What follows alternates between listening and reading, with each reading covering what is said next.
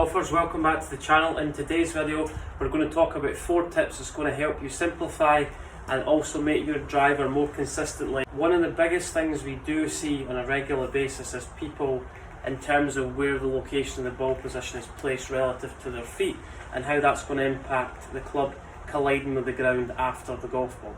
So issue number 1, and it's one of the biggest things we see in golf that people struggle with, is the club travelling too steep into the golf ball, especially with driver. My driver here is about 9 degrees. What we see with a lot of golfers that struggle with driver, they get the ball position too far forward or too far back in the stance, and their centre of mass, so the middle of chest, gets too far behind the golf ball or too far forward. It's important to match those factors up. That's going to help you optimise your driver and also create a little bit more efficiency. One thing we talk about with driver is we want to create a higher launch but create a lower spin combination. Too many golfers get the ball position too far ahead of the left foot and the chest gets too far ahead of the golf ball. So with a driver we want to create a little bit of tilt where your right shoulder's lower, left shoulder's higher, a sternum is slightly behind the golf ball.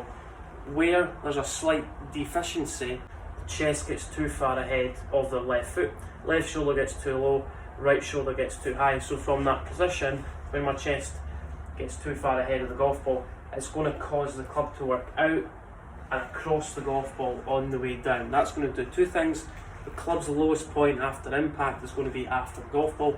We're going to deal off the driver, but also the angle of attack is going to be too steep.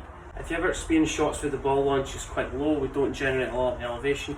Other end of the spectrum where the driver comes in a little bit too steeply and we create a mark on the top of the club. The contact point is higher in the face, the ball pops up in the air, and we all want to put tape on our driver. If you're this golfer, you need a baseline setup guide that's going to help you generate a little bit more success. When we get to the top of the backswing, if you think about the grip end of the club is in line with the middle of your sternum, a lot of golfers will get to the top of the backswing. What will happen from there is their chest moves too far ahead of the lower body, so the chest goes first from the top of the backswing, lower body is left behind, and then from there left shoulder gets too low, right shoulder gets too high, and the sternum gets too much ahead of the golf ball. That's going to cause 2 things. The left shoulder gets too low, chest gets too far ahead of the golf ball, but all my weight gets into my left side too early. We're going to hit the golf ball first. The club is going to come into impact a little bit too steeply. So instead of the driver head working lower to higher to impact, the club head works high to low, and contact is going to be higher in the face, but we're also going to create a slight divot after the golf ball. If you're this golfer, you need a setup structure that's going to help you generate a little bit more success. The way to set up a driver, you're going to start with your feet together. We're going to aim the club face first, then we're going to build a stance around where the club face is positioned. Turn your left foot out at a 10 o'clock position. If you're at 12 o'clock on a clock face, ball position inside your left armpit. You don't want the chest going too far ahead of the golf ball. Ball position is off left armpit. Take your lower body, allow your left hip to go up slightly. That's going to position your right hip a little bit lower. The left hip being slightly higher, that's going to create this tilt where your right shoulder slightly lower, left shoulder slightly higher.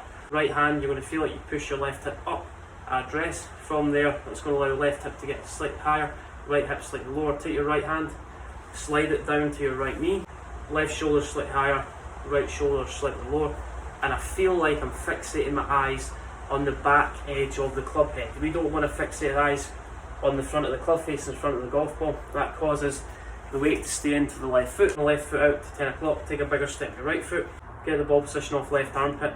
You're going to feel like, take your right hand, push your hip slightly forward so your left hip gets slightly higher.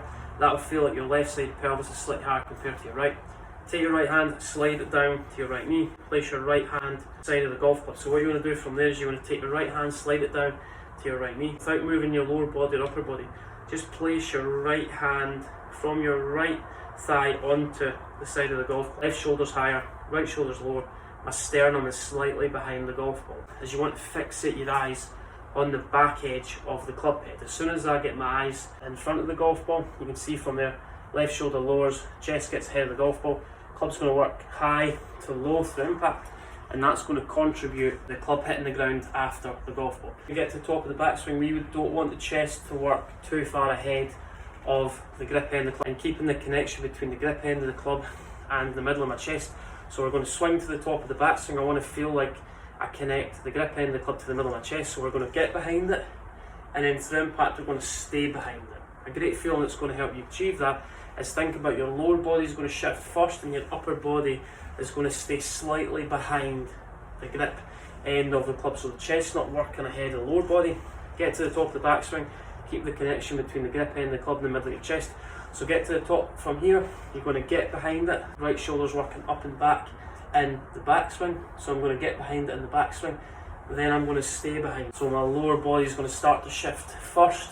By the time I finish my backswing, I'm going to start the downswing, and then through impact, I want to feel like my left shoulder is going to work up and back. So left shoulder is going to work up and back through impact, which is going to allow my chest to start extending towards the sky. So left shoulder work up and back, chest towards the sky. It's going to optimise my driver combination of a higher lunge but lower spin combination. That's going to help you achieve a little bit more success with driving. Let the chest get too far ahead of the grip end of the club.